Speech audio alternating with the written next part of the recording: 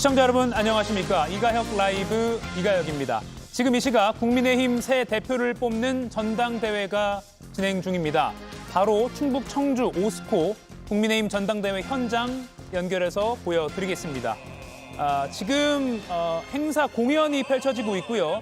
공연을 하면서 투표 결과를 최종 집계 중입니다. 당초 국민의힘 측에서 설명한 바로는 지금쯤이면 최고위원 4명과 청년 최고위원 1명, 이렇게 최고위원 5명은 당선자가 발표가 되어야 하는데 집계가 예상보다는 조금 더 시간이 걸리고 있습니다. 이렇게 최고위원 총 5명을 당선자 발표가 되고 나면 수락연설을 간단히 듣고요. 그리고 나서 당대표 선거 결과가 발표됩니다. 과반 득표자가 없으면 1, 2위 후보 결선 투표를 거쳐서요. 다음 주 화요일 당대표가 선출됩니다. 그러니까 순서를 설명해 드리면 최고위원 5명이 먼저 발표되고요. 그중에 1명은 청년 최고위원이고요. 그리고 나서 당대표 투표 결과가 발표될 예정입니다. 자, 그러면 오늘 함께할 해설위원 4명 소개해 드리고 이어서 이야기 나눠보겠습니다.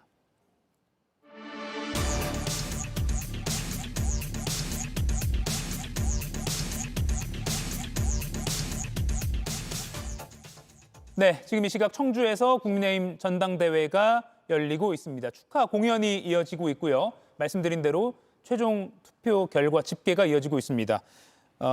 사실 먼저 오늘 최고위원 결과는 이 시각쯤에 나올 것이라고 예상해서 그에 대한 이야기를 좀 나눠보려고 했는데 송영훈 위원님, 오늘 결과가 좀 늦어지고 있어요. 지금 당내에서 어떤 집계가 왜 늦어진다 이런 게 나온 게 있나요? 그런데 통상적으로요, 저희가 2024년 전당대회나 또 금년 4월과 5월에 있었던 전당대회의 그 집계 과정을 보더라도 조금씩 늦어지는 경우가 흔히 있습니다. 이것은 검수를 꼼꼼히 하는 측면도 있고, 그다음에 여러 가지 식전 행사가 있지 않습니까? 오늘도 4명의 당대표 후보들이 아직 결과가 나오기 전이기 때문에 비전 발표를 각자 한 2분씩 했습니다. 그리고 저렇게 지금 화면에 보시다시피 축하 공연도 있고요. 이렇게 하다 보면은 조금씩 지연이 되는 경우는 있어요. 다만 이제 5시 12분을 넘기고 있기 때문에 아마 머지않아 곧 발표가 되지 않겠나 싶습니다. 예, 지금 당대표 4명의 후보가 보였고요.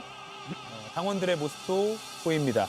김민영 위원님, 언론에서 많이 예측하기로는 오늘 최종 1명이 나오기가 쉽지 않을 거다, 결선 갈 거다라는 예측도 많이 나왔거든요. 그게 저희가 지금 후보가 4명입니다. 당대표 후보가 4명인데 저희 당 규정상 1명이라도 과반이 넘어야만 확정이 되는 게 됩니다. 근데 사실상 4명의 후보가 나왔을 때 1명이 과반 넘는 경우는 흔치 않습니다. 압도적인 지지를 받아야 되는 상황인데 과거에 김기현 대표가 그랬고 한동훈 대표가 과반을 넘어서 됐었는데 한동훈 대표 같은 경우 63%나 받아서 압도적으로 됐지만 이번에는 그 정도까지의 압도적인 지지를 받는 후보가 없다는 게 사실 널리 알려진 사실이고 또 여러 가지 여론조사에서 나오는 수치에도 특정 후보가 압도적으로 1등하는 경우는 그리 많지 않습니다. 그 압도적이라 하면 과반을 넘는 걸 의미하는 건데 과반 넘는 경우는 많지 않거든요. 그럼 결과적으로 오늘 당장 어떤 특정 후보가 당대표가 선출될지는 현실적으로 좀 어려운 게 아닌가라는 예측이 되게 많습니다. 민주당 패널께도 예측을 상대당에 대한 예측 한번 여쭤보겠습니다. 결선 투표까지 갈 거라고 보십니까? 결선 투표 갈 것 같습니다.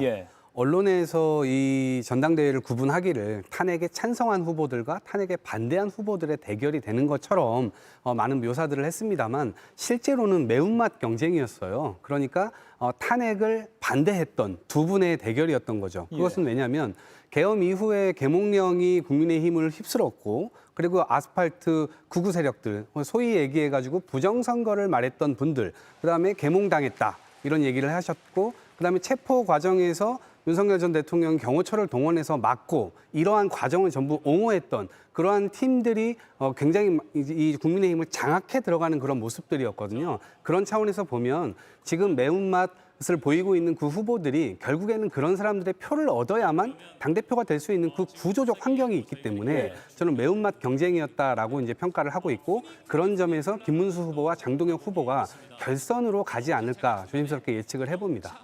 조윤선 의원님.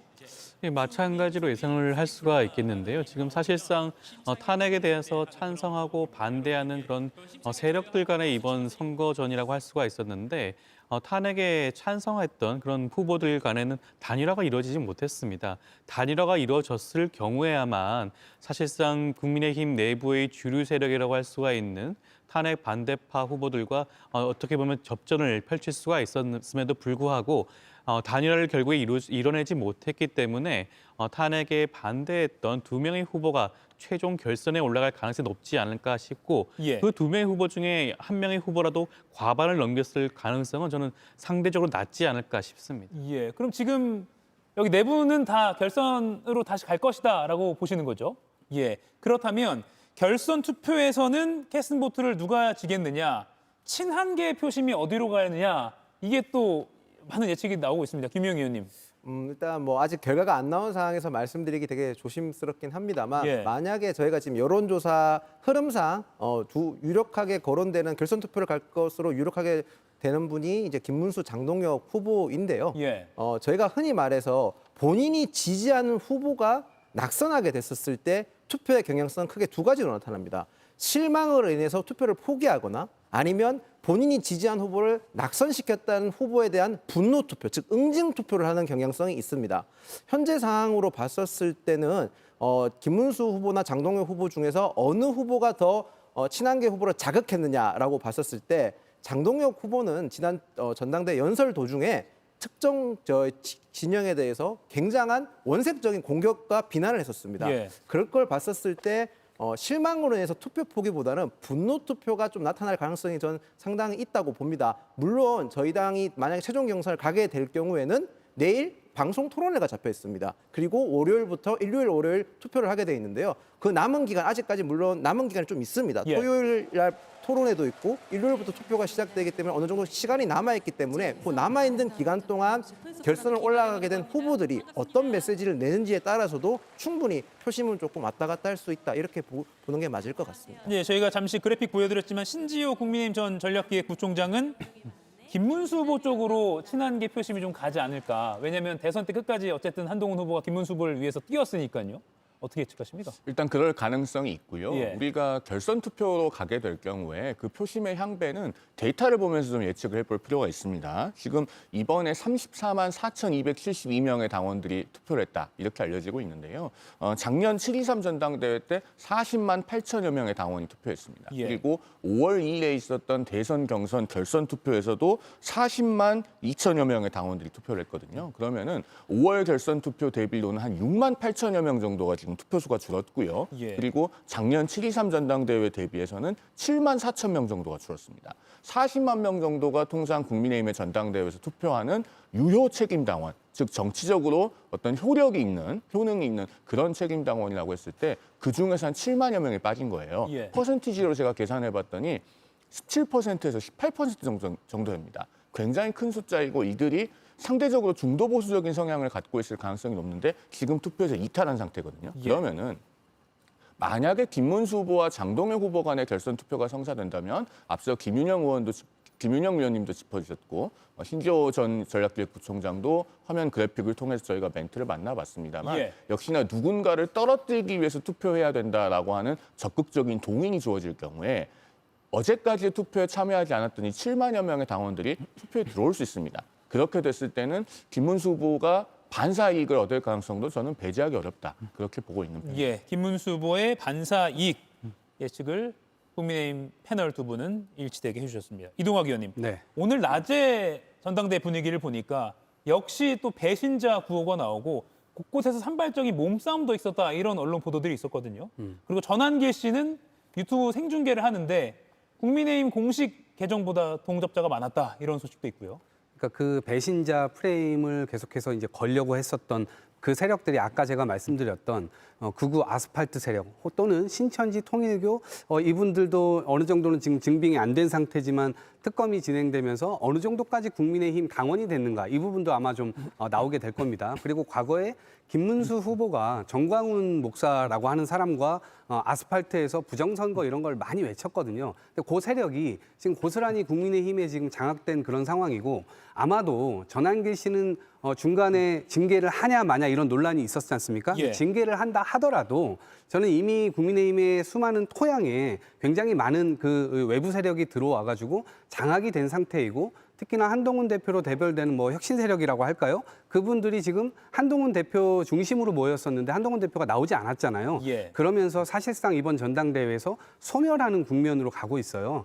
동시에 장동혁 후보가 토론회 때 전한길 씨와 한동훈 씨 뭐 둘 중에 누구를 공천할 거냐라고 했을 때 전한길 씨에 공천하겠다 이렇게 얘기까지 했는데 실제로는 구조적으로는 이 최고위원회라고 하는 것이 아마도 방송 출연했던 극우 유튜버들 있잖아요. 예. 저는 사실상 그분들이 국민의힘의 최고위원들이고 지금 최고위원 후보로 나온 분들은 오히려 그들을 대변하는 극우 유튜버들을 대변하는 약간 허수아비 최고위원회가 될 가능성이 굉장히 크다. 예. 그런 점에서 국민의 보편적 상식으로 국민의힘이 리드될지는 전혀 모르겠습니다. 예, 지금 국민의힘 최고위원 후보 저희가 정리해서 보여드리고 있습니다. 이 가운데 청년 최고위원 1명 그리고 최고위원 4명 총 5명의 최고위원이 곧 당선자가 발표가 되고요. 최고위원 발표 후에는 4명의 당대표 후보 중에서 최종 1인이 발표가 될지 또는 과반 득표자가 없다면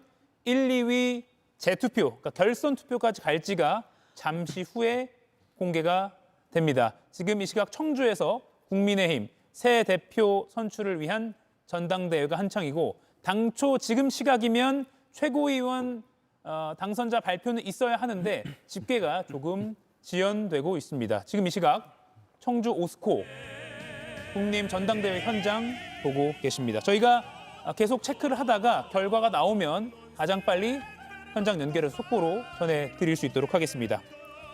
자, 그리고 오늘 아침에 정청래 민주당 대표가요. 국민의힘을 향해서 10번, 100번 정당 해산 가능하다라고 비판했습니다. 오늘 아침 최고위원 모습 보시겠습니다.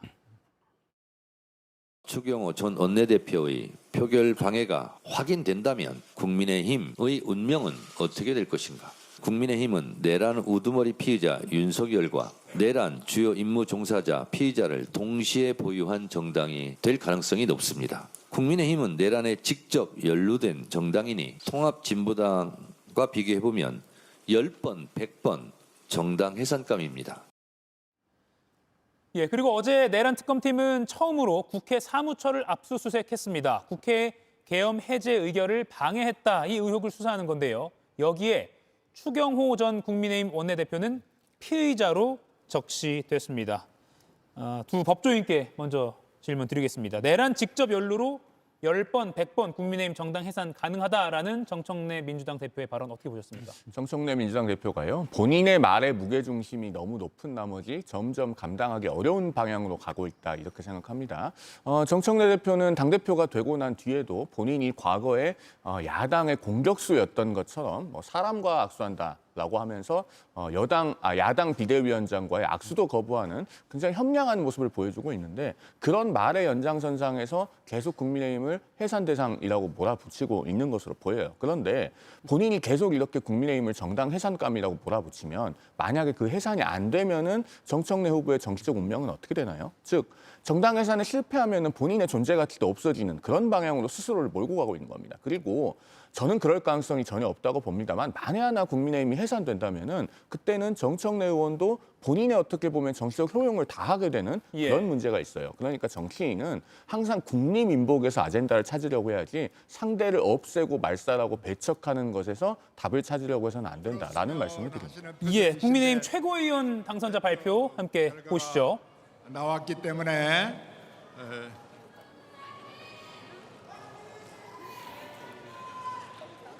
당대표 및 최고위원 선거의 개표가 종료되었음을 선언합니다. 네, 선거관리위원장님의 선언으로 개표가 종료되었습니다. 자, 이어서 개표 결과 및 당선자 발표가 이어지겠습니다. 네. 선거관리위원장님께서는 잠시 지금 자리에 계셔 주시겠고요. 황우여 국민의힘 당대표 선거관리위원장 단상위로 올라왔고요. 개표 결과를 곧 전달해 주시기 바랍니다. 최고위원 당선자 발표와 당대표 선거 결과가 공개가 되겠습니다. 그대로 현장 영상 보여드리겠습니다. 네, 사무총장님은 자리로 이동해 주시면 되겠습니다. 네, 정말 개표 결과 많이들 기다리셨을 것 같습니다. 자, 이제 최고위원 그리고 청년 최고위원 후보들께서는 모두 무대 위로 올라와 주시기 바랍니다. 여러분 힘찬 박수로 맞아주십시오. 최고위원과 청년 최고위원 후보들께서 무대 위로 등단하시겠습니다.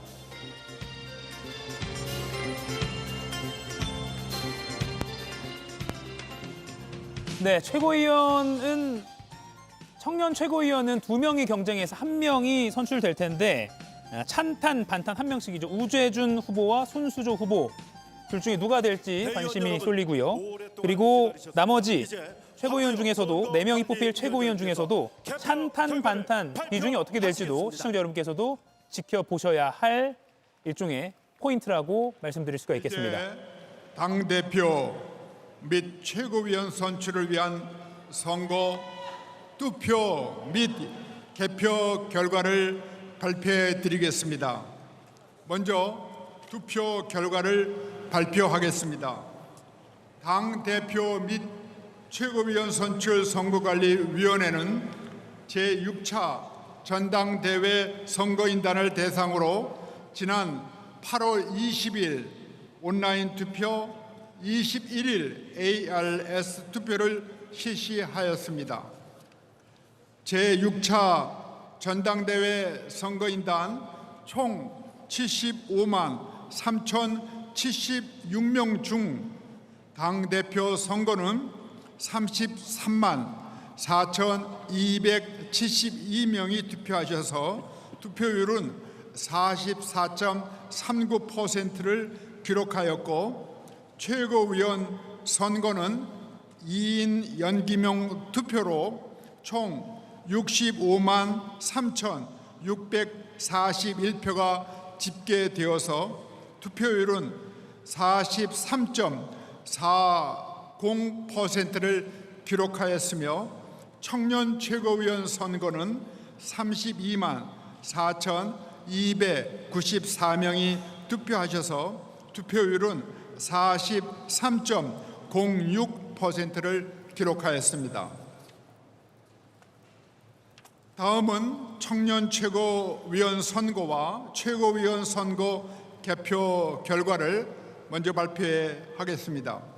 발표는 온라인 투표와 ARS 투표 결과를 합산한 선거인단 투표 결과, 여론조사 결과, 이것을 종합한 그 결과, 마지막으로 당선자 발표, 이 순서로 말씀드리겠습니다. 발표는 청년 최고위원, 최고위원 순으로 말씀드리겠습니다. 먼저 청년 최고위원입니다. 선거인단 투표의 개표 결과를 후보자 성명의 가나다 순으로 발표하겠습니다.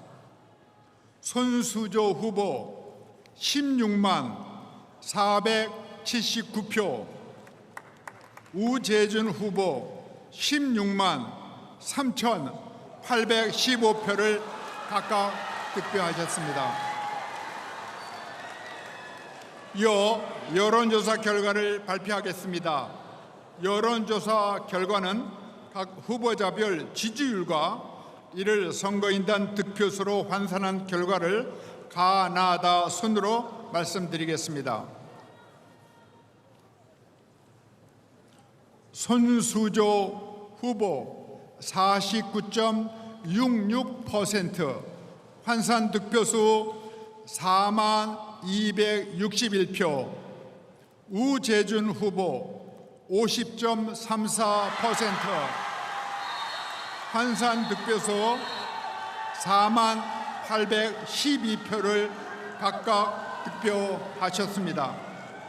마지막으로 청년 최고위원 선거의 후보별 합산 결과를 발표해 드리겠습니다. 손수조 후보 20만 740표, 우재준 후보 20만 4,627표를 각각 득표하셨습니다.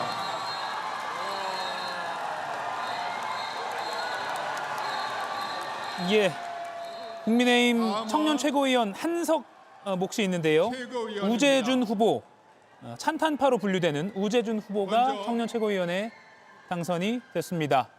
그리고 선거인단 투표에 나머지 의한 최고위원 최고위원을 4명의 후보자 성명에 결과도 나올 텐데 하나 저희가 순으로 아까 앞서 이야기를 나눴던 정청래 민주당 김근식 대표의 후보 해산 8만 400 내란 의혹이 있으면 해산 가능하다라는 그 발언 관련해서 12만 조현삼 3,055 위원 이야기 좀 더 들어볼게요. 일단은 화면을 스튜디오로 넘겨주시기 바랍니다. 김재원 후보 8만 예. 4,700 후보별로 다 듣다 보면 시간이 너무 없기 때문에 결과만 제가 깔끔하게 정리해드리고요. 조현삼 의원님, 정청래 당 대표가 100번이고 10번이고 100번이고 해산 가능하다라고 국민의힘을 향해서 말을 했습니다. 정청래 당대표 입장에서는 이번 그 전대 과정에서 내란 종식을 본인의 그런 일종의 아이덴티티로 삼고 당선되지 않았겠습니까? 당원과 국민들의 선택을 받은 상황이기 때문에 내란 종식을 위한 그 내란 해산 부분도 분명히 말씀을 하실 그런 상황이라고 생각이 드는 것이고요. 그리고 우리가 현행 헌법사상 정당이 해산된 경우는 단 한 차례밖에 없습니다. 통합진보당이 해산된 사례가 단 한 차례가 있는데 통합진보당이 해산됐던 경우와 지금 국민의힘의 상황을 비교해 놓고 봤을 때 과연 그러면 정당 해산의 정도에 준하는 것인가를 살펴볼 수가 있겠죠. 통합진보당의 경우에는 그 당시에 핵심적인 역할을 했던 것은 이석기 당시 의원의 그런 내란 음모, 내란 선동죄였습니다. 그것으로 인해서 결과적으로 봤을 때는 내란 선동죄가 유죄로 재법은 확정이 되었고요. 그로 인해서 정당이 해산된 사례가 있죠. 지금 국민의힘이 처한 상황은 어떻습니까? 국민의힘이 배출한 윤석열 전 대통령이 사실상 내란 선동과 음모가 아니라 내란 행위를 저지른 것이죠. 물론 아직까지 그 형사재판 결과가 나오진 않았지만 내란을 실제로 행한 상황이고요. 그리고 국민의힘 원내대표였던 추경호 원내대표의 경우에는 계엄 해제의 표결을 방해한 그런 의혹이 있지 않겠습니까? 만약 그런 내용들이 사실로 확인된다고 한다면 저는 통합진보당 사례와 비교했을 때 정당 해산은 충분히 가능한 상황이 아닌가라는 생각이 들고 그렇다고 한다면 지금 정청래 대표가 하는 그런 정당 해산과 관련된 얘기도 충분히 수긍이 갈 수 있는 부분이 아닌가 싶습니다. 예. 그런가 하면 이 내란 연루 의혹 외에도 민주당에서는 국민의힘이 통일교와 유착된 정황이 굉장히 많이 드러났다. 그래서 이게 정치와 종교가 분리되어야 한다는 우리 헌법상의 기본 원칙에 위배되는 것이다. 그래서 이것도 위헌 정당의 한 근거다라고 밝히고 있습니다. 김용 의원님, 내란 연루 의혹 외에도 통일교와의 유착 이걸 봐서도 위헌 정당 충분히 가능하다라는 의견이 있습니다. 정청래 의원이라든지 지금 민주당 지도부 또는 민주당 의원들의 저런 공격은 굉장히 대단히 가볍게 느껴집니다. 그리고 굉장히 정치적 공세라고 제가 얘기할 수밖에 없는 상황입니다. 내란 의혹 같은 연루 의혹 같은 경우는 제가 100번 양보해서라도 당시 그때 시점에서 국민의힘 의원들 중에서 실제로 투표에 참석하지 않았던 의원 또는 뭐 여러 가지 의혹을 받고 있는 게 실질적으로 사람들이 실제로 받기 때문에 그런 주장을 할 수 있다 치지만 통일교 같은 경우에는 지금 드러난 게 아무것도 없지 않습니까? 그렇게 되면 저희 입장에서는 이런 얘기도 할 수 있는 겁니다. 민주당이 특검과 지금 뭔가 공모하고 있는 게 아닌가, 수사 결과, 수사 과정을 듣고 있는 게 아닌가 하는 저희 의혹을 제기할 수도 있는 겁니다. 지금 사실 통일교 같은 의혹 같은 경우는 밝혀야 될 일이 굉장히 많습니다. 실제로 저희 당원에 가입된 사람이 있다 하더라도 그 당원들이 어떤 조직적인 행위가 있었고 당비가 누구를 해서 대납됐거나 아니면 대납받아서 당원에 입당한 사람이 어떤 특정한 정치 행위에 깊숙이 관여했다는 실질적인 증거가 드러나야 되는 겁니다. 아직 밝혀야 될 의혹들이 상당히 많음에도 불구하고 민주당은 지금 아무것도 드러나지 않은 상황에서 정치 공세를 하고 있는데 지금 시점에서 민주당이 발의한 특검이 진행되고 있는 와중에서 그런 공세를 한다면 이 특검의 진실을 밝혀야 될 특검을 정치 공세화하는 것은 결국 민주당 몫이다. 민주당 탓이다라는 말을 분명히 말씀드리겠습니다. 그런데 이렇게 반론이 가능할 것 같습니다. 그 진실을 밝히려고 특검이 압수수색을 하려고 하는데 그걸 또 거부하고 있는 게 국민의힘이기 때문에 그럼 어쩌자는 거냐? 이런 또 반론이 가능하거든요. 그 답을 법조인이니까 예. 제가 좀 드려도 될까요? 일단 우리 정당법에 보면요. 정당 명부에 대해서는 특별하게 보호하고 있는 규정들이 있습니다. 그건 왜 그렇습니까? 누가 어느 정당에 가입되어 있는지가 쉽게 노출이 되면 그만큼 정당 활동의 자유가 위축되기 때문에 그렇습니다. 우리 시청자들 중에서요. 과거 90년대나 2000년대까지만 해도 민주당 계열 정당에서 이른바 샤이 진보표라고 하는 것이 있어서 여론조사의 한 5% 정도 잡히지 않는다라고 하는 현상을 들어보셨을 겁니다. 그건 왜 그렇습니까? 우리나라가 87년 민주화되고 나서에도 상당 기간 동안 여론조사를 통해서 정치적인 의사를 자유롭게 표현하는 것을 터부시하는 분들이 계셨습니다. 과거 군사 독재의 그 후유증 때문에 그렇죠. 그렇기 때문에 과거에 샤이 진보표라고 하는 것도 있었는데 정당에 누가 가입되어 있는지가 당원 명부를 압수수색해서 쉽게 노출이 된다라고 하면은 그 당에는 굉장히 가입하기 어려워지는 현상이 생기는 것이죠. 그런 부작용을 우려해서 지금 국민의힘에서 이 당원 명부 압수수색을 반대하고 있는 것입니다. 예. 잠시 이 얘기는 잠시 후에 또 민주당 패널 이야기를 듣도록 하고요. 지금 최고위원 4명 발표가 됐습니다. 지금 화면에 보이는 인물입니다. 우재준 청년 최고위원, 그리고 신동욱, 김민수, 양향자, 김재원 이렇게 최고위원 4명까지 청년 최고위원 5명, 한 명 포함해서 5명이 됐습니다. 다시 한번 정리해드리겠습니다. 신동욱, 김민수, 양향자, 김재원 이 4사람이 최고위원, 그리고 청년 최고위원의 우재준 위원이 당선이 됐습니다. 지금 우재준 청년 최고위원 당선자부터 수락 연설을 할 예정입니다. 글쎄요, 비중으로 보면 뭐 찬탄 반탄을 나눠보면 양향자 최고위원 한 명이 찬탄이다 이렇게 볼 수 있겠네요. 그것도 그렇고요. 지금 찬탄 후보와 반탄 후보가 1대1로 맞붙는 구도로 치러진 선거는 이번 전당대회에서 청년 최고위원 선거가 유일합니다. 예. 그리고 그 선거에서 우재준 의원이 지금 당원 투표와 여론조사를 합산하면 50.45% 득표를 했거든요. 그러면은 적어도 국민의힘에서 이번 전당대회에 참여한 당원들은 당을 개혁하고 쇄신하기 위한 최소한의 기반을 남겨놓기 위한 전략적 선택을 했다. 즉 어느 정도는 집단지성을 발휘한 부분이 있다라고 평가할 수 있겠습니다. 물론 최고위원 선거에서 개혁쇄신파 후보가 더 많이 지도부에 진입했다면 의미가 컸겠습니다만 예. 일단 양향자 후보도 탄핵에는 찬성했던 후보로 분류가 되고 있고 그렇다면 앞으로 양향자 전 의원과 우재준 의원이 최고위원회에서 어떻게 당의 개혁과 쇄신을 위한 최소한의 균형을 잡는 역할을 해나갈 것이냐 이 부분이 대단히 중요하다라고 말씀드릴 수 있겠습니다. 예, 김윤영 위원님도 최고위원 선출 결과 평가 좀 들어볼까요?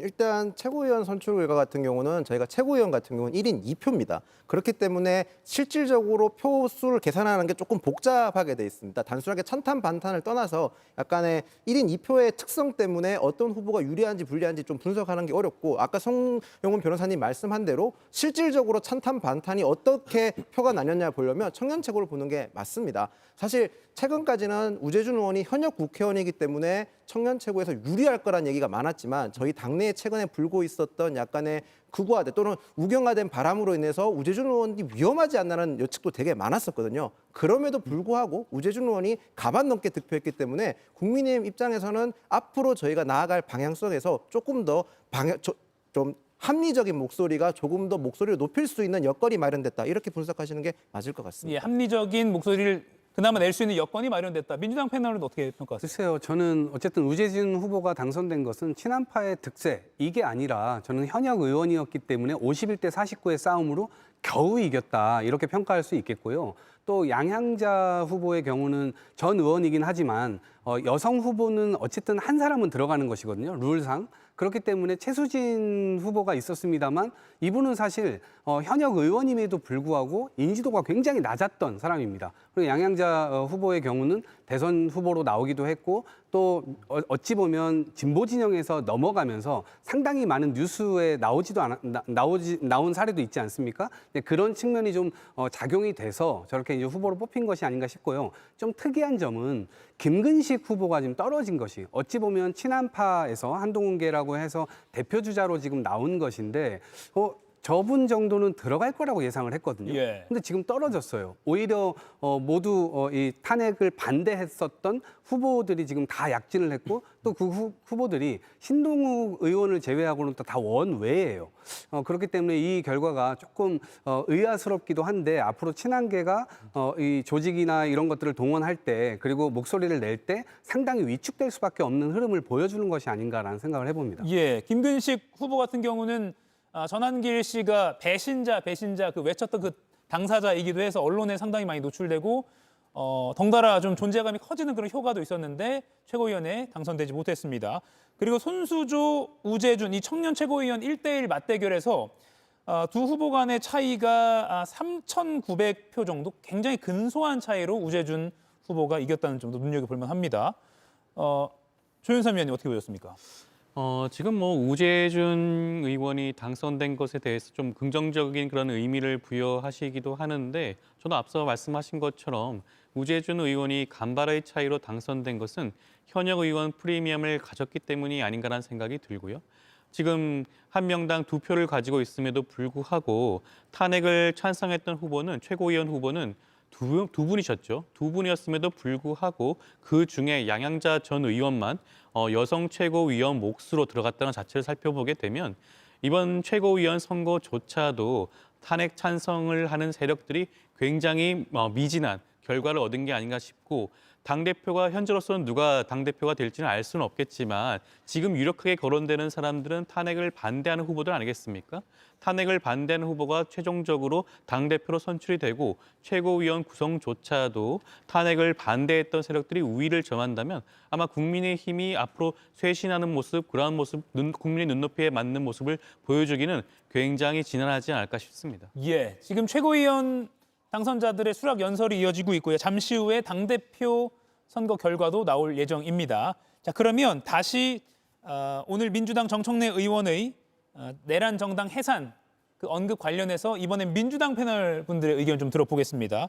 내란 연루 의혹 말고도 통일교와의 유착, 정교 분리의 그 헌법상 기본 원칙을 어긴 것 아니냐라는 의견이 있습니다. 우선 통일교가 지금 아무것도 드러난 게 없다라는 말씀을 해주셨는데 그렇지 않죠. 지금 뭐 목걸이부터 시작해서 샤넬백 중간에 이제 건진법사를 통해서 했었다는 얘기도 있고 또 권성동 의원이나 지금 다른 친윤 의원들이 조직적으로 쪼개기 후원을 받았다는 정황들도 나오고 있는 상황이에요. 그렇기 때문에 아무것도 없는 건 아니고요. 굉장히 많은 연기들이 지금 피어나고 있는 것이고 무엇보다도 위헌 정당 해산 심판이라고 하는 것은 헌법을 위반했을 때 하는 얘기거든요. 그런데 우리나라 헌법 20조 2항에 보면 국교는 인정되지 아니한다.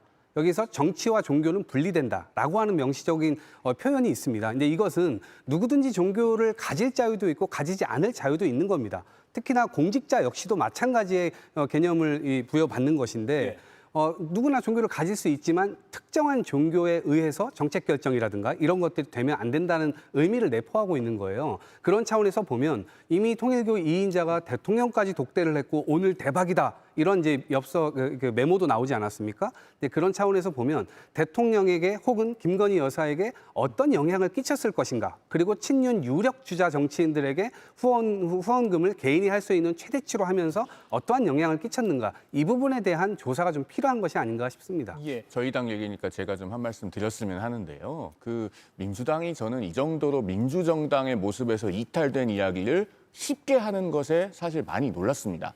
과거의 민주당은요, 그래도 상대 정당과의 공존을 인정하는 그런 정당의 모습이었는데 지금 이렇게 사실관계가 정확하게 확정되지도 않은 상태에서 의혹만 가지고 상대 정당이 정교분리 위반이다. 그래서 정당 해산의 대상이다. 이렇게 말하는 것은 과거의 민주당과는 달라도 너무 다른 모습입니다. 자, 이렇게 의혹만 가지고 이야기할 거면요, 2021년 민주당 그 대선 경선 과정에서는 어떤 일이 있습니까? 3차 경선에서 이낙연 후보가 모두 예상을 깨고 62대 28로 깜짝 압승을 거둡니다. 당시에 이낙연 후보가 8만 5천 표 정도 이겼는데 그 다음에 2022년 2월에 김어준 씨 유튜브에서 당시 3차 경선에서 신천지 개입설이 제기됩니다. 10만 명 정도의 신천지 당원들이 조직적으로 그 경선에 가담해서 이낙연 후보의 승리를 이끌어냈다. 그런 의혹이 제기되는데 민주당 여기에 대해서 사실관계를 한 번이라도 제대로 밝힌 적이 있습니까? 그러니까 의혹만 가지고 정교분리 위반이라고 하면요. 한도 끝도 없습니다. 사실관계가 확정되기 전에 신중하지 않은 말씀을 하시는 것은 좀 자제해 주셨으면 좋겠다라는 말씀을 드립니다. 물론 이동학 의원도 아까 이제 조사가 필요하다라는 걸 전제로 말씀하시긴 했습니다. 조윤선 의원님, 압수수색 부분 좀 여쭤볼게요. 앞서 송영은 의원께서는 정당 활동의 자유를 위축시킬 수 있다라는 점에서 이게 불합리하다라는 취지로 설명을 했는데 다만 특검은 지금 뭐 전체 명부를 달라는 건 아니잖아요.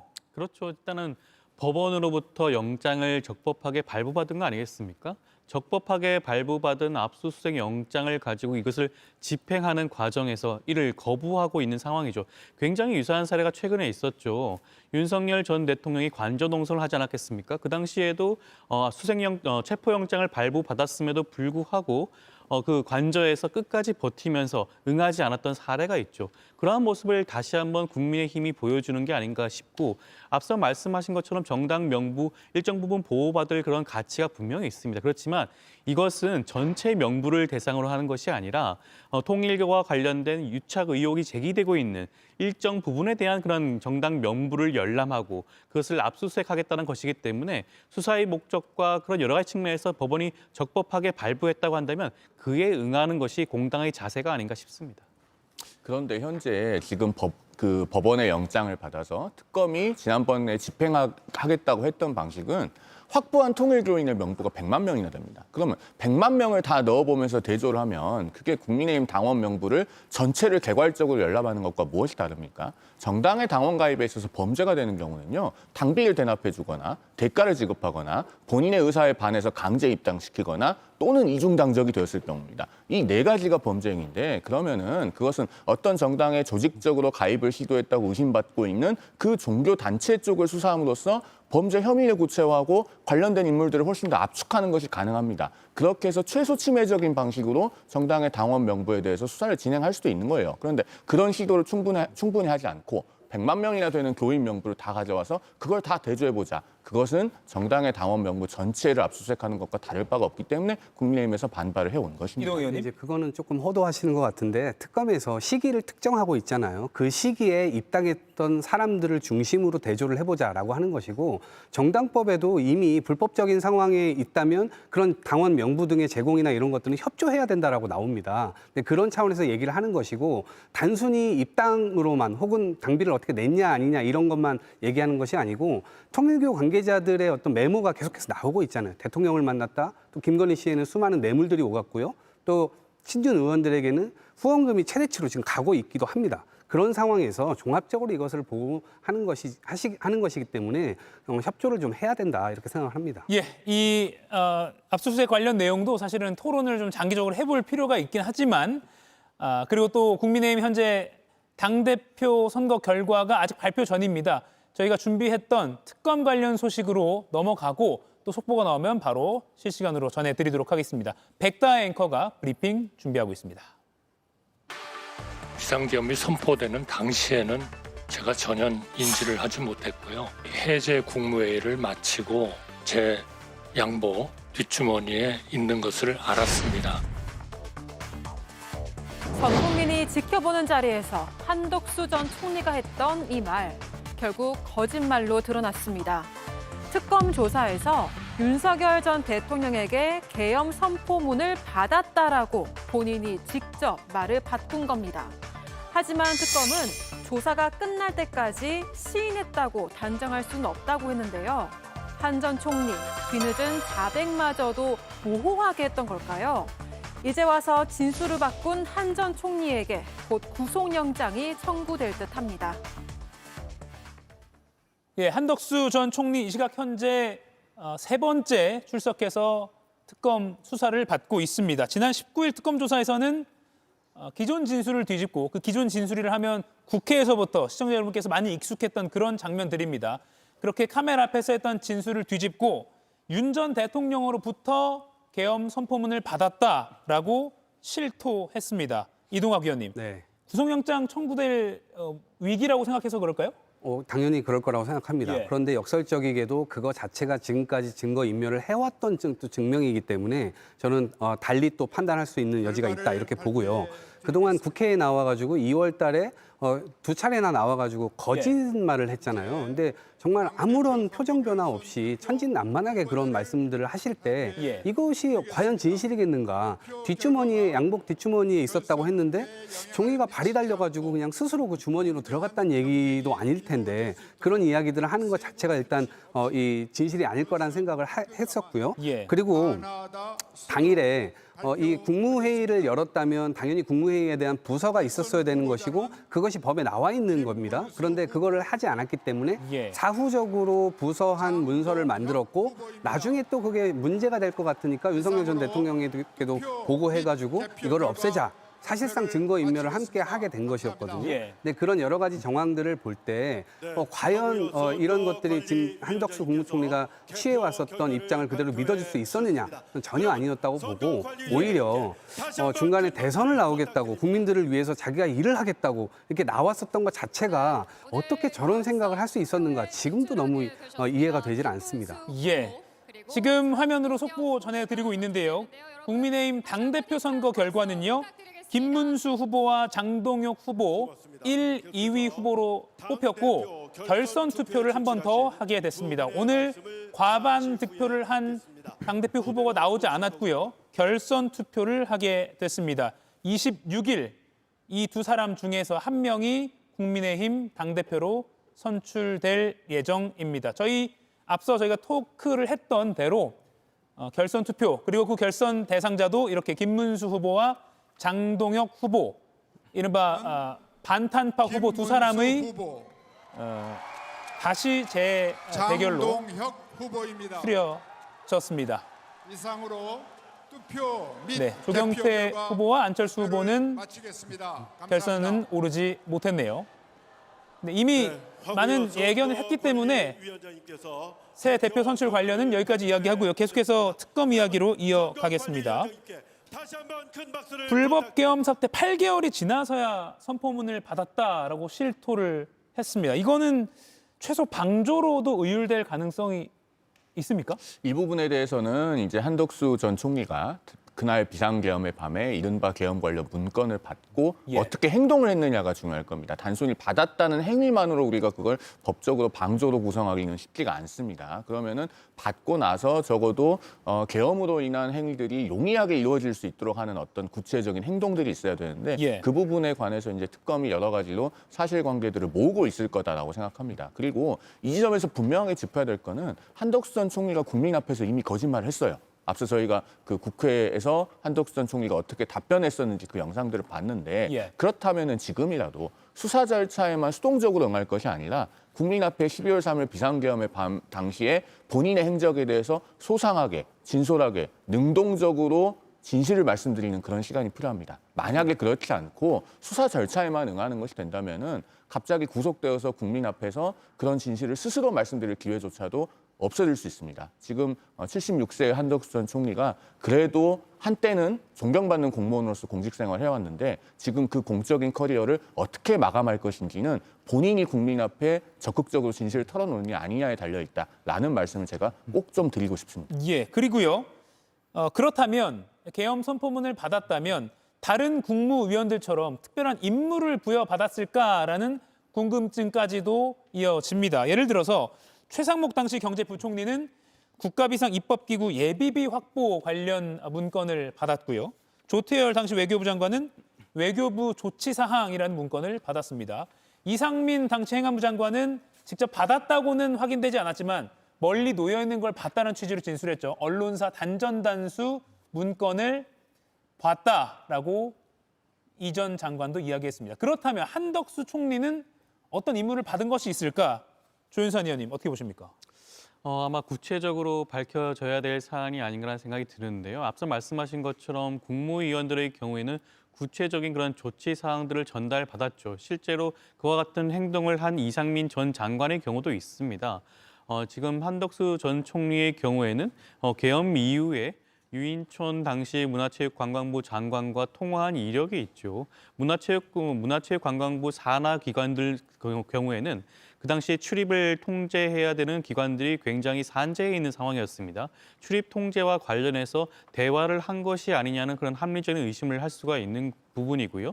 아마 국무총리로서 여러 가지 역할을 부여받았을 것이고 그와 관련된 행위를 직접적으로 수행했을 가능성이 굉장히 높기 때문에 아마 특검팀은 이 부분을 집중적으로 살펴보고 있지 않을까 싶습니다. 예, 아마도 임무를 받았다면 총리니까 좀 더 범정부적인 어떤 지시를 하지 않았을까라는 의혹으로 이어지는 것 같긴 합니다. 김인영 의원님, 사흘 만에 한 전 총리가 재소환됐습니다. 영장 청구 가능성, 다른 국민의원들, 김용현 전 장관이나 이상민 전 장관이 구속이 됐기 때문에 어떻게 점쳐보십니까? 처음에는 특검에서 언론 보도가 나왔을 때는 선포문을 받았다라는 식으로 입장이 바뀌었다라고 얘기가 나왔었습니다. 예. 그런데 특검이 오늘 브리핑을 보면 입장이 모호하다라고 표현합니다. 그러면 한덕수 총리가 모든 사안에 대해서 지금 특검의 증거라든지 증언에 대해서 다 인정하지 않고 있다고 볼 수도 있는 상황입니다. 거기다가 한덕수 총리 같은 경우, 전 총리 같은 경우는 본인이 처음에 특검의 계엄 선포문을 못 받았다고 얘기한 다음에 한 행동이 뭡니까? 대통령 후보로 출마했습니다. 그 행위 자체가 특검 입장에서는 증거를 인멸하려고 할 수도 있다고 보기 때문에 충분히 저는 구속영장을 청구할 수도 있다 이렇게 보는 게 맞을 것 같습니다. 예, 송영훈 의원님, 특검이 오늘 한덕수 전 총리에 대한 브리핑을 할 때 기자에게 시인이라고 볼 수 있는지 평가가 필요하다라고 했습니다. 일부 범죄를 시인했다는 그런 언론 보도가 나왔고 이에 대해서 물어보니까 시인이라 볼 수 있는지 평가가 필요하다.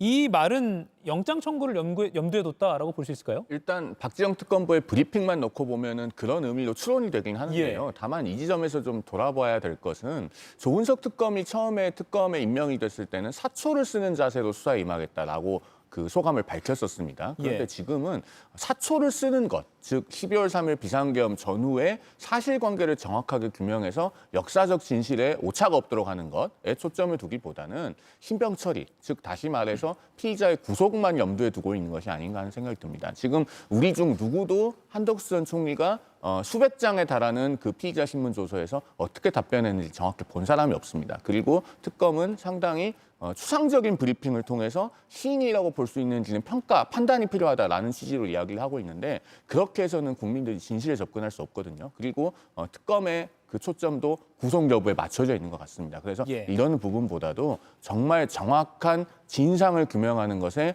보다 더 방점이 찍혀졌으면 하는 생각입니다. 저는 이제 거꾸로 어쨌든 특검에서 지금 일부만 시인한 것으로 볼 수 있기 때문에 그것 때문에 모호하다라고 얘기를 했는데 아까 송영훈 의원께서 말씀 잘해 주셨는데 이게 공직자로서의 어떤 커리도 그렇고 역사의 어떤 이 지금 남을 만한 그런 순간들이거든요. 그러면 그 역사의 진실에서 과연 한덕수 전 총리가 무슨 역할들을 했었는가 이런 것들을 국민 앞에 역사 앞에 본인 스스로가 다 이야기를 하고 이런 과정을 거칠 때 특검에서도 이것이 모호하지 않다라고 판단을 할 겁니다. 근데 지금 자세로만 약간 보호적인 어떤 태도를 취하면서 일부만 저렇게 시인을 한다라고 봤을 때는 당연히 이 수사를 하는 입장에서는 그렇게 판단할 수밖에 없을 것이다 이렇게 생각을 합니다. 예, 그리고 저희가 지금 자막으로 보내드리고 있는데요. 김건희 씨가 건강상의 이유로 내일 특검 조사 불출석 예정이다라고 입장을 밝혔다고 합니다. 당초 내일 특검에 출석해서 재조사를 받으려고 했는데 건강상의 이유로 내일 조사 불출석 예정이다라고 밝혔고요. 이에 특검이 25일 오전 10시로 다시 통보를 한 상황입니다. 원래 내일 23일 출석을 해야 되는데 건강상의 이유로 특검이 또 이를 인용해서 다음 주 월요일 25일 오전 10시로 출석을 통보했습니다. 이건 조현삼 위원께만 짧게 좀 논평을 드릴게요. 처음에는 좀 협조적인 것 같다가 계속 건강상 이유를 밝히고 있어요. 일단 어찌됐건 그 출석을 통해서 물론 진술 거부권을 행사하긴 했지만 소환 조사에는 응하지 않았겠습니까? 그런 측면을 살펴보게 되면 이번에도 또다시 건강상 이유로 불출석을 통보를 했는데 그럼에도 불구하고 강제 구인조차를 취하지 않고 다시 한번 출석 소환 조사를 통보한 것 자체는 아직까지도 특검팀 입장에서는 김건희 여사에게 더욱더 아직까지는 기회를 주겠다라는 그런 의지가 아닌가 싶긴 합니다. 예, 전당대회 소식 때문에 저희가 이 이슈 했다가 저 이슈 했다가 오늘 저렇게 왔다 갔다 했는데요. 네 분의 해설 그래도 잘 들었습니다. 다음 주에도 뵙겠습니다. 고맙습니다.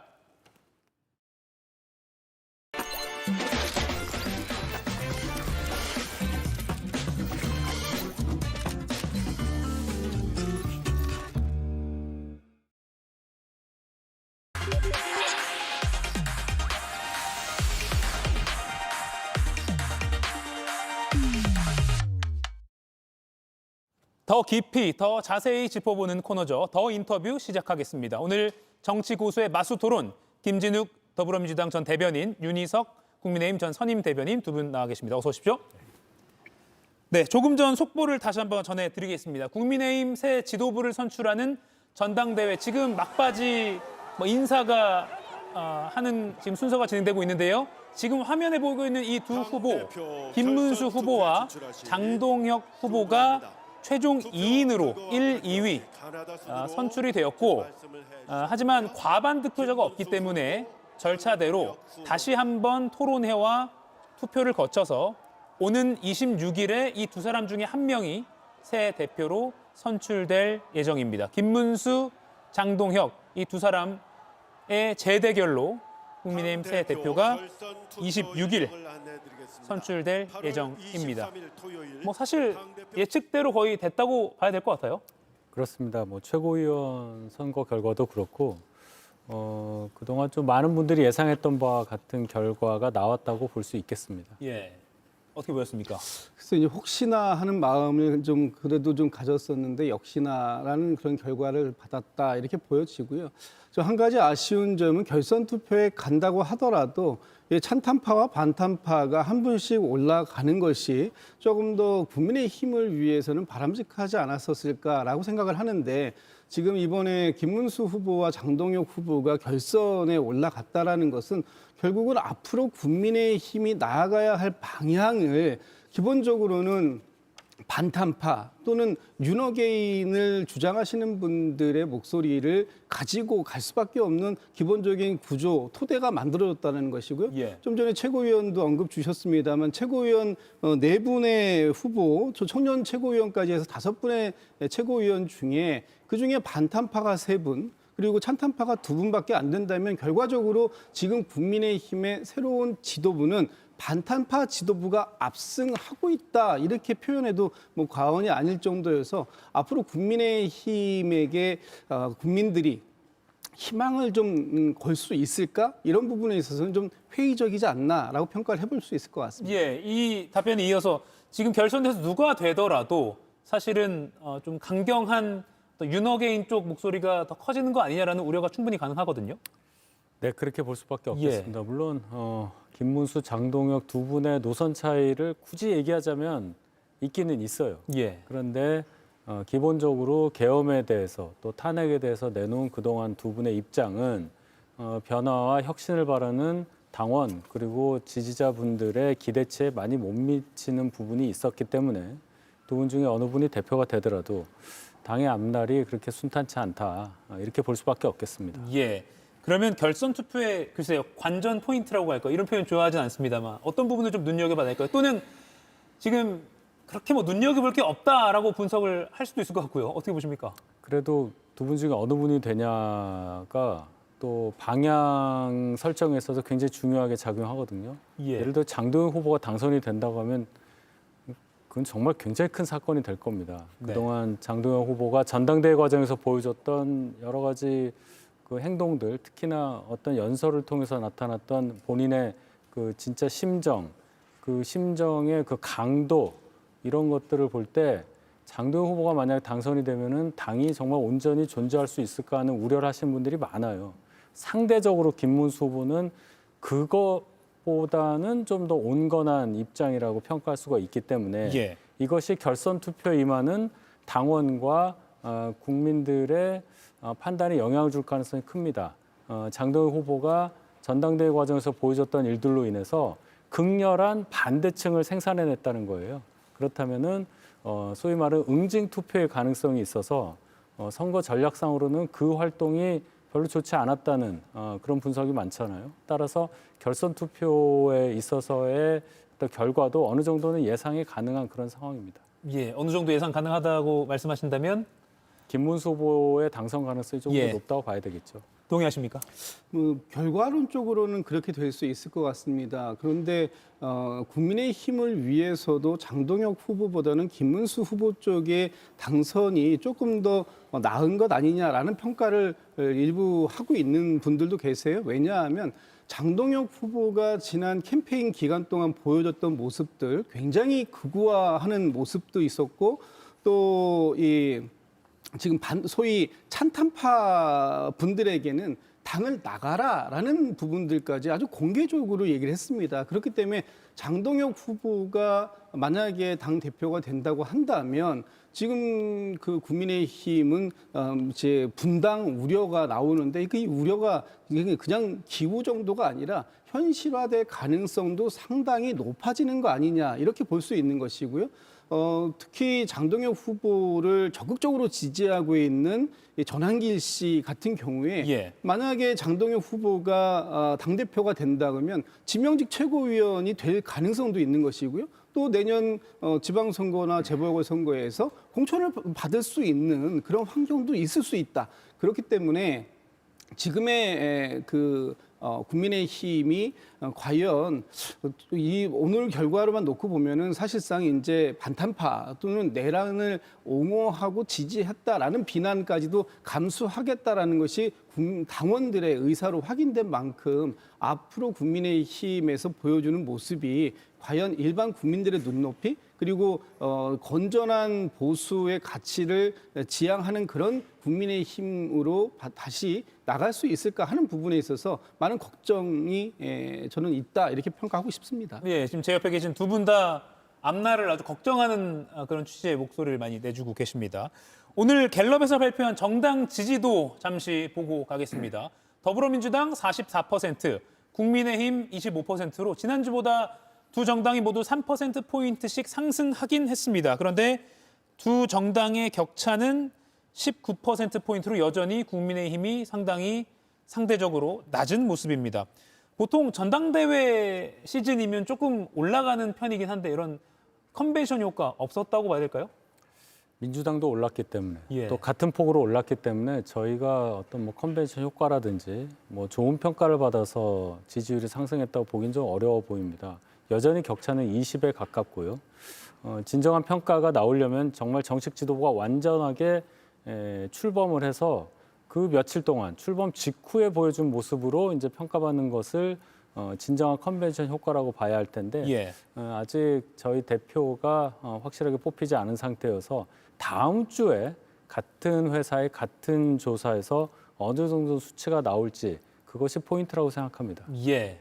어떻게 보세요? 지난 한 주 동안 국민의힘이 전당대회를 하고 있다는 사실조차도 많은 국민들께서는 잘 모르셨을 수도 있겠다. 그러니까 오히려 국민의힘의 전당대회 기간 동안에 가장 화제가 된 인물은 지금 후보군으로 나오셨던 분들보다는 전한길 씨 또는 어제 같은 경우에는 김건희 씨 같은 두 분이 이 국민의힘의 전당대회에 가장 핵심 키맨으로 작동하고 있었던 거 아니냐 이런 그 말씀들이 나올 정도였었기 때문에 지금 국민의힘의 컨벤션 효과, 전당대회를 통한 그런 상승 효과는 사실은 기대하기 좀 어려울 것 같고요.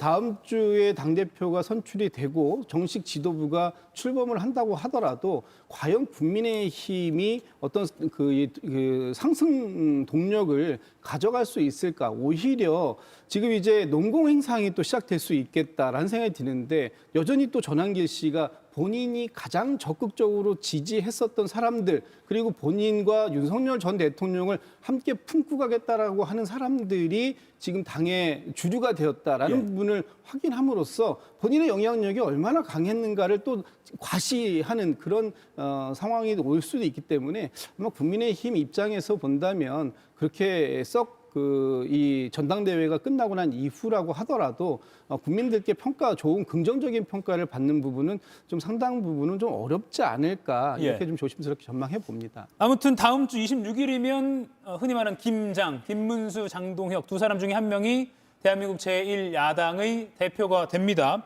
그런데 새로운 지도부가 출범하고 나서도 당 안팎으로 처리할 문제가 상당히 많아 보입니다. 오늘 한 기사가 떴는데요. 김건희 특검이 권성동 의원을 소환할 방침이다라고 그렇게 예견한 그런 기사가 나왔습니다. 권성동 의원을 소환할 방침이다. 조만간 조사 일정을 조율한다. 그리고 또 국민의힘 당사 압수수색 재청구 방침까지 밝힌 터라 당 지도부 또는 당과 특검, 수사기관 사이의 어떤 갈등 양국은 계속될 것 같습니다. 그렇죠. 지금까지는 이제 비대위에서 특검의 압수수색을 막았다고 볼 수 있고 또 예. 후보자들도 물리적으로 뭐 당사 현관에서 이렇게 기거하면서 물리적으로 막는 장면이 보여졌는데 예. 새 지도부가 출범한 후에도 그런 방식을 통해서 막는다는 것은 상상하기가 어렵습니다. 뭔가 여론을 바꾼다든지 또는 뭔가 합리적인 방법으로 특검에서 당원 명부를 가져가겠다는 것만은 막겠다 하는 것에 대해서 국민을 설득할 수 있는 그런 방법이 필요하겠죠. 예. 또 이 새 지도부는 전당대회 과정에서 보여줬던 당의 이 분열상을 조기에 진정시켜야 될 의무가 또 있습니다. 이 작업과 함께 특검으로부터의 수사 칼날에 대해서도 방어해야 하는 여러 가지 어려운 문제가 있는 지도부이기 때문에 예. 아마 출범 직후부터 대단히 바쁘게 그리고 기민하게 움직여야 할 걸로 보입니다. 예. 그런데 김문수, 장동혁 후보 둘 중에 누가 되더라도 순순히 뭐 협조하자라고 할 가능성은 거의 없어 보이거든요. 뭐 협조를 그 이미 제출 방식으로라도 해주면 제일 좋겠지만 예. 협조할 가능성이 높아 보이진 않지만 그렇다고 해서 특검이 지금 당장 조사해야 하는 분명한 명분을 가지고 있으면서도 조사하지 않는다면 오히려 그것이 특검이 직무를 유기하는 것이 될 수 있기 때문에 이 부분에 대해서는 뭐 특검이 물러설 생각이 없을 것이고 또 물러서서도 안 된다고 생각합니다. 지금 권성동 의원 같은 경우에는 이미 압수수색을 받은 지가 상당 시간이 지났습니다. 그리고 통일교 측에서 나오는 어떤 그 자료들 지금 이제 그 압수수색을 통해서 나온 것들 문자 메시지라든가 여러 가지 것들을 보면 지금 권성동 의원이 당시에 통일교 쪽하고 상당히 유착 관계가 있었던 부분들이 있었다라는 것들이 확인이 되어 가고 있는 중이고요. 또 특히 통일교가 어떤 뭐 뇌물, 뭐 김건희 씨에 대한 뇌물 이런 것뿐만 아니라 조직적으로 집단적으로 국민의힘의 당원에 가입했고 또 그 가입된 이 조직된 힘을 가지고 국민의힘의 어떤 그 전당대회에 상당한 영향력을 행사하려고 했었다라고 하는 것들이 예. 지금 사실상 이 증거로서 나오고 있는 상황들이에요. 이런 상황들이 있다라는 것을 알면서도 이 부분에 대해서 국민의힘이 극렬하게 저항하기 때문에 이걸 조사하지 않고 넘어가겠다? 이거는 말이 안 되는 방식이고요. 뭐 지금 그 국민의힘의 모든 500만 명의 당원 명부를 다 압수해가겠다라는 게 아니지 않습니까? 지금 특검이 확보하고 있는 통일교의 명단과 교인 명단과 특정한 시기에 국민의힘에 가입된 사람들의 명단을 대조하는 방식으로 해서 당시에 통일교가 조직적으로 집단적인 가입이 있었는지 여부를 확인하겠다. 이 부분에 대해서는 저는 국민의힘에서 적극적으로 협조해야 할 의무가 있다. 이렇게 보고 있습니다. 예. 그런데 오늘 전당대회 날인데 정청래 민주당 대표가 10번이고 100번이고 국민의힘은 해산감이다라고 말하기도 했습니다.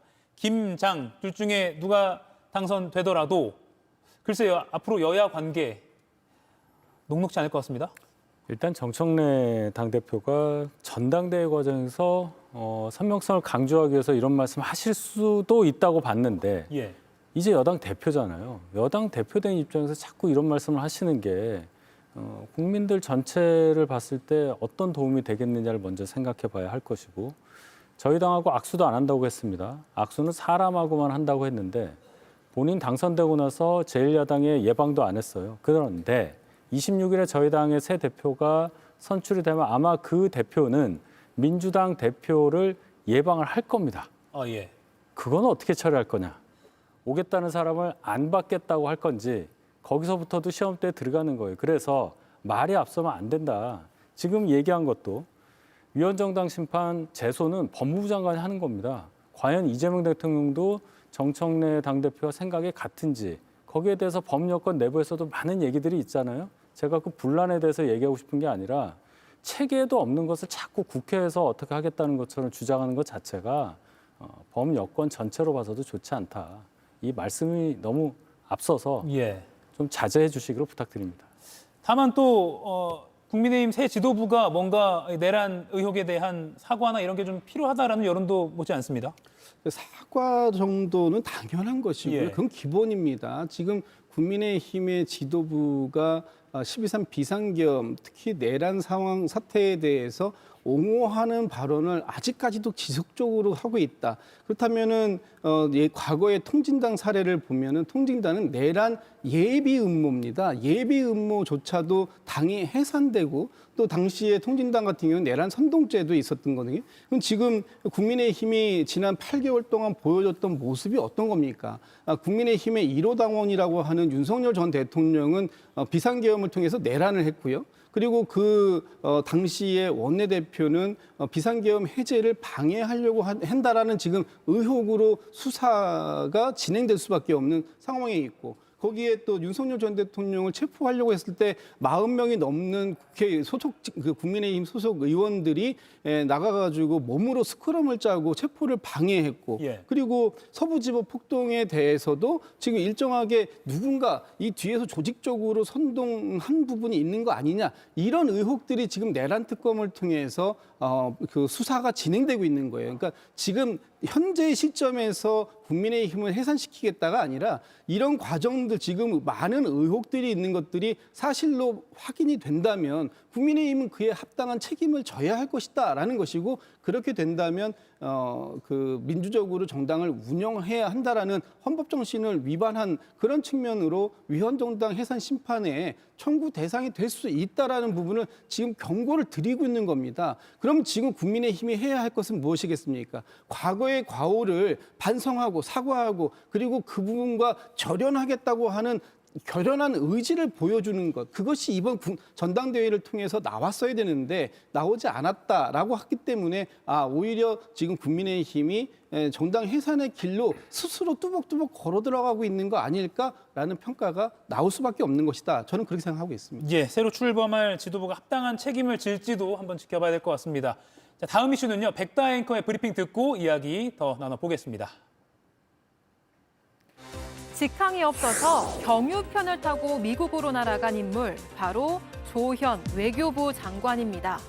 첫 한일 정상회담을 앞두고 외교부 장관이 갑작스럽게 미국으로 향하면서 우려가 나왔는데요.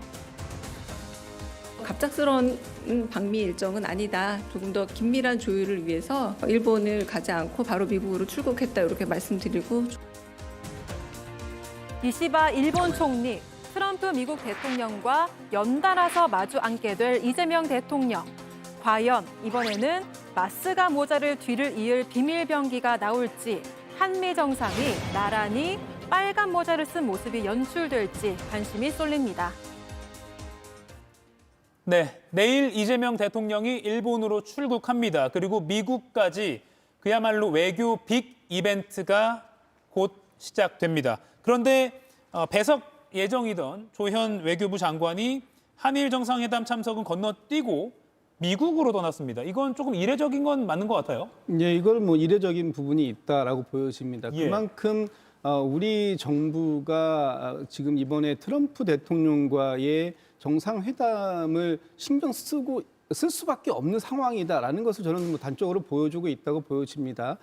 지금 조현 외교부 장관이 이제 급히 일본을 건너뛰고 미국으로 가면서 여러 가지 본인이 직접 정상회담을 준비 상황을 체크해보겠다라고 얘기를 했어요. 그 얘기는 지금 미국 대사가 현재 공석으로 있는 상황이기 때문에 사실 이렇게 양국의 정상회담이 있게 되면은 보통 현지에서의 어떤 총괄 실무적인 역할은 대사가 하는 것이 사실 원칙입니다. 그리고 그런 부분들에 대해서 외교부 장관이 수시로 보고받고 협의하고 대통령실과 조율해서 그 정상회담을 준비하는 그런 프로세스로 가게 되는데 지금은 이제 그런 부분들에 대해서 미국 대사관 측에서 잘 준비를 하고 있겠습니다만 그래도 첫 방문이고 그리고 첫 번째 그 이재명 대통령과 트럼프 대통령 간의 회담인 만큼 이 회담이 갖는 의미와 중요성을 그만큼 크게 봤다라는 것이고요.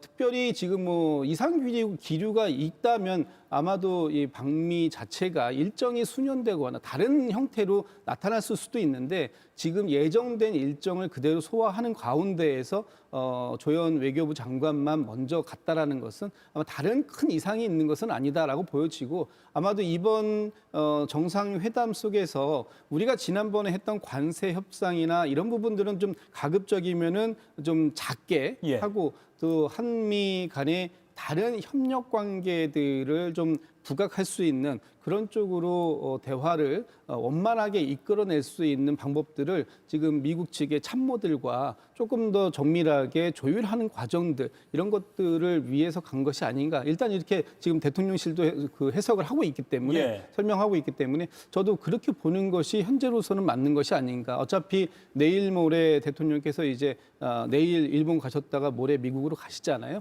이 상황들에 대해서는 뭐 조만간에 국민들께서 이 진행 상황을 소상하게 아실 수밖에 없는 상황이기 때문에 특별히 대통령실에서 이 부분에 대해서 그 다른 말씀을 할 이유는 없다 이렇게 보고 있습니다. 우리가 아무리 준비를 잘해도 트럼프 대통령이 워낙 예측 불허다라고 평가가 충분히 나오고 우리도 많이 뭐 다른 외교 정상과 트럼프 대통령과의 어떤 회담을 봤을 때 그런 일이 있었기 때문에 글쎄요 분위기를 좀 전망해 보신다면 한미 정상회담 어떻게 보십니까? 일단 전망을 하기에 앞서서 대통령실에서 좀 솔직하게 얘기해도 돼요. 이런 거는 말씀하신 대로 트럼프 대통령의 그 외교 스타일이 굉장히 그 예측 불허이고 다른 나라 정상들 봉변도 많이 당했잖아요. 그러니까 무슨 일이 생겨서 장관이 급박하게 미국으로 가더라도 그거에 대해서 국민들께서 뭐라고 할 사람은 없을 겁니다. 근데 지금 강유정 대변인이 갑작스럽게 간 게 아니다라고 얘기하면 외교부 장관이 그럼 미국 갈 때 평소에도 경유해서 워싱턴을 갑니까? 그런 거 아니잖아요. 이걸 사실대로 얘기하는 게 정 중요하다고 생각합니다. 그럼 무슨 일이 생겼느냐에 대해서도 국민들께서 이해하실 거예요. 지금 장관이 일본 방문에 수행하지 않고 미국을 바로 가서 사전 약속도 돼 있지 않은 마코 루비오 미국 국무장관을 만나려고 지금 하고 있다는 것 자체가 아마도 의제 조율 과정에 있어서 어떤 문제가 발생했다고 봐야 되겠습니다. 또는 미국의 의중이 정상회담을 통해서 관철하려고 하는 어떤 사안에 대한 수준이 우리의 기대보다 훨씬 더 높다. 우리에게 조금 더 어려운 그런 과제를 던져주는 상황이 아니냐. 아마 이 부분에 대해서 어느 분야인지는 모르겠지만 장관이 급파된 그런 상황이 연출되고 있는 게 아니냐 이렇게 볼 수밖에 없겠습니다. 25일 한미 정상회담이 곧 열리기 때문에 그때 또 어떤 일이 있었는지를 볼 수가 있을 것 같습니다. 자, 그런가 하면 최근 이재명 대통령이 일본 언론과의 인터뷰에서 위안부 합의, 지난 정부에서 있던 합의를 뒤집지 않겠다라고 밝혔습니다. 한국 국민 입장에선 전임 정권의 합의는 매우 받아들이기 어렵지만 국가로서의 약속이기 때문에 뒤집는 것은 바람직하지 않다라고 요미우리 신문과의 인터뷰에서 밝혔습니다. 시민사회단체에서는 반발도 나오고 있습니다. 하지만 실용주의의 외교 연장선이다라는 또 긍정적인 평가도 있고요. 어떻게 보십니까? 그렇습니다. 우리 그 정부의 어떤 정부가 바뀔 때마다 진보 또는 보수 정부로 바뀔 때마다 서로 양측이 했었던 과거의 어떤 약속들 이런 부분들을 완전히 무시하고 다시 제로 베이스에서 시작해 온 그런 전례들이 있는데 그런 것들이 양국의 신뢰관계에는 그렇게 도움이 되지 않았던 부분이 있습니다. 제가 오늘 낮에도 한국 특파원으로 오랫동안 있다가 일본에 가셨던 그 일본 언론인과 점심을 같이 하면서 얘기를 좀 들었는데 이 부분에 대해서 일본 쪽에서 상당히 높이 평가를 하고 있더라고요. 대통령께서 보여주시는 이런 실용 외교, 특히 일본 그동안 이재명 대통령께서 일본에 대해서 상당히 강한 발언들을 해오셨던 그런 스타일이 있었기 때문에 초기에 그 이재명 대통령의 취임이 한일 관계를 좀 뒤로 좀 이렇게 좀 퇴행시키는 거 아니냐 이런 우려가 상당히 존재했는데 대통령께서 그 지금 이제 자료화면에 나오는 것처럼 지난 6월달에 G7에서 이시바 총리를 처음 만나서 보여줬던 모습. 그 이후에 8.15 광복절의 메시지 그리고 이번에 방문 직전에 일본의 한 언론사와의 인터뷰에서 과거 우리 정부가 해왔던 약속들에 대해서 일관성 있게 가져가겠다. 그리고 그것과 그 미래를 지향하는 것은 별개로 가져가겠다. 과거사 부분은 과거사 부분대로 또 미래지향적인 부분은 미래지향적인 부분대로 별도의 투트랙으로 가져가겠다라는 부분에 대해서 일본 측의 상당히 많은 언론과 국민들께서도 이재명 대통령에 대해 좀 상당히 긍정적인 평가를 하는 요인으로 만들었고 아마 그런 부분들이 내일 저녁에 있을 한일 정상회담 여기에서도 좀 긍정적인 모습으로 시그널로 작동될 가능성이 있다라는 이제 평가를 하더라고요. 저는 그런 측면에서 이재명 대통령의 실용주의 외교가 또 한 번 이렇게 그 상대방과의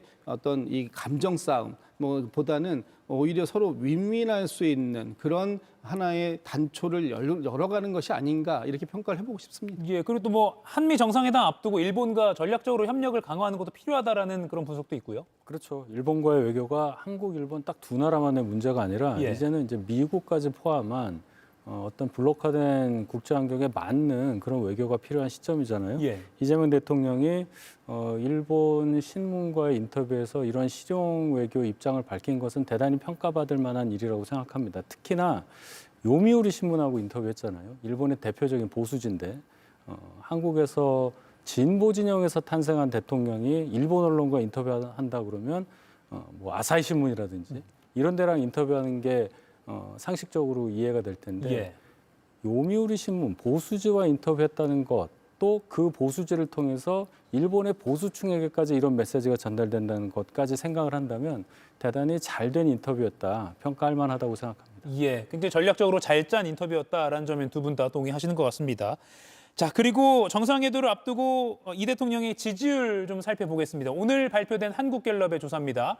이재명 대통령이 잘하고 있다라는 긍정평가가 2주 연속 하락했다는 결과가 나왔습니다. 56%가 잘한다, 35%가 잘 못한다 그래프로 볼 수가 있습니다. 지금 한 40초가 남았어요. 짧게 지금 이 요인은 어떨지 또 앞으로는 어떨지 예측을 좀 해주시죠. 모두가 다 아시는 것처럼 지난 2주 동안 우리 한국 사회에서 가장 큰 이슈가 됐다면 아마 8.15 특사와 관련된 부분이고요. 그런 특사에서 이재명 대통령이 고뇌에 찬 결단 그리고 그 부분에 대한 정치적 책임 이런 부분들에 대해서 충분히 판단하시고 본인에게 비록 손해가 좀 나는 상황이 오더라도 해야 할 일을 하겠다라는 대통령의 결단 부분이 있었던 것이고 그 부분에 대해서는 지금은 비록 좀 평가가 부정적인 부분이 있습니다만 앞으로 이런 것들이 대한민국 사회에서의 통합에 또 하나 기여하는 모습으로 다가온다면 지금의 평가가 나중에는 좀 더 긍정적인 평가로 돌아서지 않을까 이런 기대감도 좀 갖고 있습니다.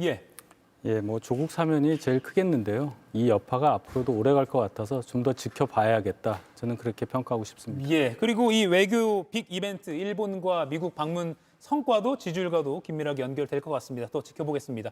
두 분과 여기서 인사드리겠습니다. 고맙습니다. 듀오링고 듀오링고 공짜 영어 공부 듀오링고 듀오링고 듀오링고 놀면서 배우는 듀오링고 영어도 다른 외국어도 쉽게 배우는 듀오링고 40개 언어 모두 무료. 푹 자면 낫는다고 고집을 부리면서 아이가 아플 땐 버선발로 뛴다. 아이가 먹고 있는 약이 있나요? 이 약 먹고 있어요. 가족을 향한 당신의 진심을 알기에 내가 먹는 약 한눈에 서비스로 함께하겠습니다. 건강보험 심사평가원. 코웨이 아이콘 얼음 정수기가 미쳤대. 그레이트! 오리지널 보다 줄여 더 줄여 20cm? 그래서 미니 출시. 얼음량은 늘려 49% 늘어난 1.1kg. 스탠다드 출시. 얼음량의 끝을 보여줘. 국내 최대 얼음량. 맥스 출시. 오래가는 단단한 얼음. 아로 출시. 얼음 정수기도 선택의 시대. 이번에도 따라올 수 있겠어? 코웨이 얼음 정수기 라인업.